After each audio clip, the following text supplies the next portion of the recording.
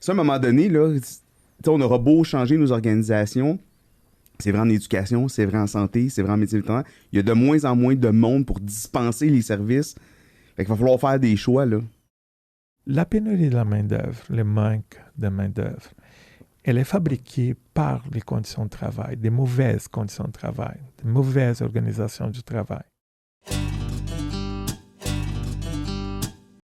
J'ai l'impression qu'il y a un éléphant dans la pièce dont on n'a pas parlé et qu'on parle très peu en général au Québec, c'est le déficit démographique. On a une pyramide des âges qui est inversée, donc on va avoir de moins en moins de gens disponibles pour dispenser les services. Puis on l'a constaté avec la pandémie. La pandémie, aussi les baby boomers qui s'en vont à la retraite et qui ont des moyens financiers. Hein. C'est une des générations qui a le plus de patrimoine accumulé. Et donc, ils se retrouvent à la retraite avec du temps, ils ont des animaux, ils sont prêts à dépenser pour des soins vétérinaires, ils sont exigeants, c'est des gens qui ont eu des carrières, ils ont développé le Québec. Donc, ça, à un moment donné, là, on aura beau changer nos organisations, c'est vrai en éducation, c'est vrai en santé, c'est vrai en médecine vétérinaire, il y a de moins en moins de monde pour dispenser les services. Fait qu'il va falloir faire des choix, là. Je lisais un article juste hier, là, parce que j'étais en train de choisir des articles pour mes étudiants.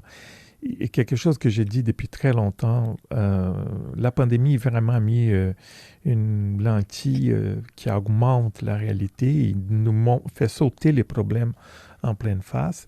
Et la pénurie de la main-d'œuvre, le manque de main-d'œuvre, elle est fabriquée par les conditions de travail, des mauvaises conditions de travail, des mauvaises organisations du travail. Et si les employeurs en avaient fait soigner les contextes, la façon de gérer leur monde, ils n'ont pas les problèmes. Et ceux qui l'ont fait, parce qu'il y en a plusieurs qui l'ont fait, oui, qui ont innové, qui font la gestion d'une autre manière, qui ont éliminé les hiérarchies, qui donnent plus d'autonomie pour les gens sont capables de gérer leur propre temps, les temps de loisirs, les temps des pauses, tout ça. Donc, on voit que ces employeurs n'ont pas de problème de pénurie de main-d'œuvre. Au contraire, ils ont une grande quantité de gens qui envoient des CV pour travailler chez eux. Donc, et ça a un impact parce qu'il y a un coût économique, par exemple, pour faire la sélection, recruter les gens, les taux de roulement de personnes, l'absentéisme, tout ça, il y a un coût important pour l'organisation. Mais si je donne des conditions où les personnes peuvent s'épanouir, les gens peuvent faire le travail, en éliminant toutes ces barrières qu'on a identifiées dans l'enquête, les gens ne veulent pas partir. Parfois, les gens même ont des offres en disant « vous allez gagner plus » et les gens disent « non, moi je veux rester ici parce que j'aime les gens avec qui je suis en train de travailler, j'aime les conditions que j'ai ici à travailler et je ne suis pas sûr. » Le salaire qui va... Non. Parce que j'ai vu une entrevue, d'ailleurs, que tu as donnée en 2021 où tu te faisais poser la question « Est-ce que les employés ont le gros bout du bâton? » Puis je sais que juste en regardant ton visage alors que la question était posée, c'est le temps de renégocier le salaire, ta réponse avait été « Je pense que parler du travail juste en termes d'argent, c'est une mauvaise façon de le voir parce qu'il faut peut-être renégocier les conditions de travail, l'organisation du travail, les possibilités d'avoir une plus grande reconnaissance, etc.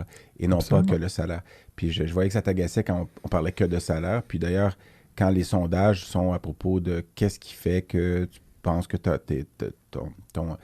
ton plaisir d'aller au travail serait augmenté, c'est pas le salaire, c'est les conditions, et même les questions, les salaires, dans les questions qu'on disait, quelles sont les raisons pour quitter la profession, les salaires viennent beaucoup plus après les sous-charges de travail. J'ai noté les 4 premières, là, charge de travail, épuisement professionnel, plus de temps que la famille, puis pratique de gestion de l'employeur, puis le salaire était beaucoup plus loin.